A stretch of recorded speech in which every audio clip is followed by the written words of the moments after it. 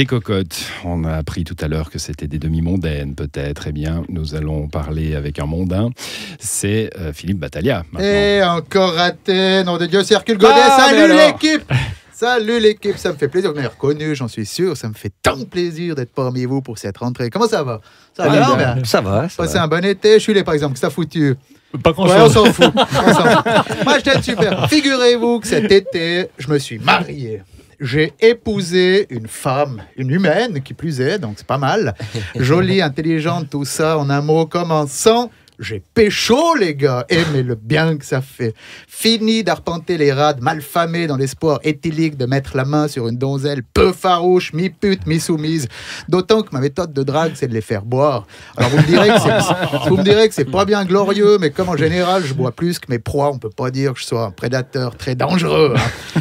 Bref, c'est assez bonheur de ne plus avoir besoin de parcourir les rues affamées de chair fraîche. Je me sens comme un chasseur-cueilleur du paléolithique qui vient de découvrir la sédentarisation.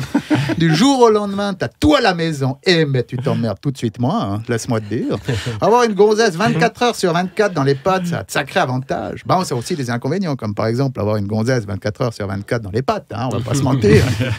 Mais bon, ça fait des économies en termes de femmes à l'affection tarifée, hein, parce que je vous explique pas le budget. Tiens, en parlant de prostitution, j'étais ravi également cet été de l'arrivée de Ronald Zacharias en Valais.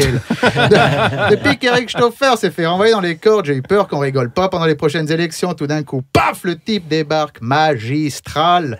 Là où le Genevois échoué avec sa grande gueule, l'autre Genevois a réussi avec son gros compte en banque. 40 000 balles dans les caisses de l'UDC, une campagne assumée publiquement à hauteur de 200 000 balles et un slogan super original qui dit les autres après les nôtres. Ah non, de Dieu, celui-ci, c'est sûr qu'il a été engagé au son QI, hein, rien à redire.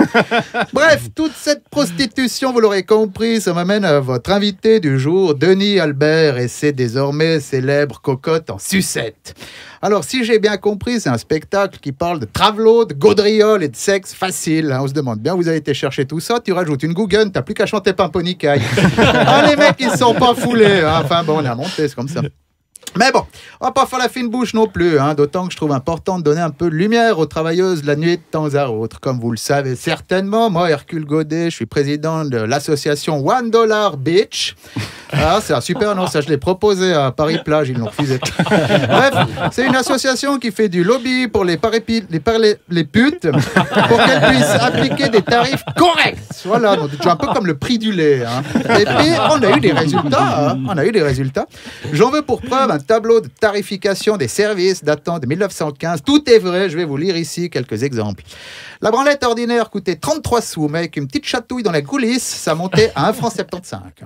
L'amour tout à fait dans le lit, ça coûtait 6 francs, mais si vous voulez la lumière, fallait compter 15 sous de plus pour la bougie. Alors, sur le panel, c'est pas écrit qui fait le bougeoir, hein, ça je vous laisse vous débrouiller. Un tête-bêche, c'était 3 francs, ajoutez 1,50 franc de plus si vous préférez que la femme soit dessus, je suppose, c'est rapport aux articulations. Et enfin, une pissette sur la quéquette, ça c'est réservé aux amateurs, c'était 5,45 francs. On voit que les tarifs... Hein. Enfin bon, si tu veux faire tout ça sans trop grelotter, tu comptes 1 franc la demi-heure pour le chauffage au gaz. Il n'y a pas de petites économies. On est en quelle année là? On est en 1915. Bon, mais je sens que vous êtes intéressé, Florian. On va discuter en antenne.